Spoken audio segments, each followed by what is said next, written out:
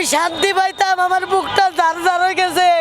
আমরা আর কোনো হাদি হারাইতে চাই না, চাই না, চাই না, চাই না। কারণ হাতির গায়ে গুলি না লাগে যদি আমার বুকেই গুলি রাখতো, আমি শান্তি পাইতাম। আমার বুকটা জার জার হয়ে গেছে। আমি একজন সন্তান হারা মা, আমার মেয়ে এই পৃথিবীর থেকে নিখোঁজ হয়ে গেছে। আর ওই হাতির কথা হই না, আমার আরো প্রেশান হয়ে গেছি আমি।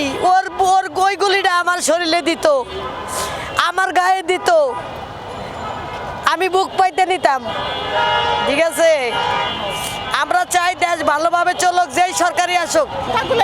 বাবা মাই জানে সন্তানের ব্যথা, হাতির মা বুঝতেছে যে আমার সন্তান হারা কত ব্যথা, আর কেউ বুঝবো না। এই যে আমরা কয়দিন ধরে এনে ঘুরতেছি, এই আমরা মা জাতি দিয়ে ঘুরতেছি, কিন্তু পৃথিবীতে আজকে এই হাতি গেছে নাহিদ, হাসনাত আব্দুল্লাহ, এর আরো তো সমন্বয়ক আছে, তাগর যিনি এই দুর্ঘটনা না ঘটে। হুঁশিয়ার সাবধান, হুঁশিয়ার সাবধান। আমি বললাম আমি সাধারণ জনগণ, আমি কোনো ফাড়ি করি না। একটা পোলাপানের গায়ে যদি একটা গুলি পড়ে, কোনো সরকারে আমরা গদিতে রাখবো না, টাইনা না মামু নিচে।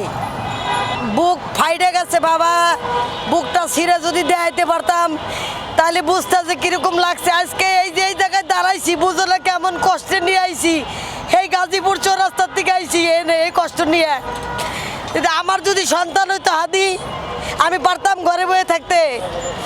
তোমরা সবাই আমার সন্তান বাবা, এটা ন্যায় বিচার চাও, তোমরা ন্যায় বিচার করো। তোমরা পৃথিবীতে আজকে এই হাতি গেছে নাহিদ, হাসনাত আব্দুল্লাহ, এর আরো তো সমন্বয়ক আছে, তাগর যিনি এই দুর্ঘটনা না ঘটে।